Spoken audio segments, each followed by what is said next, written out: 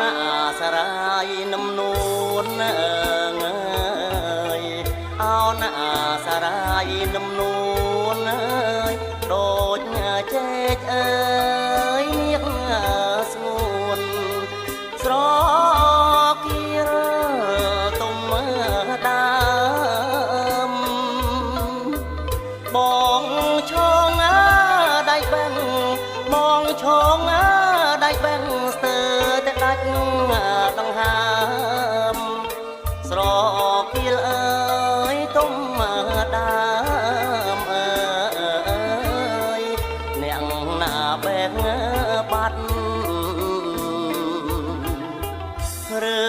មួយត្រសេកាត់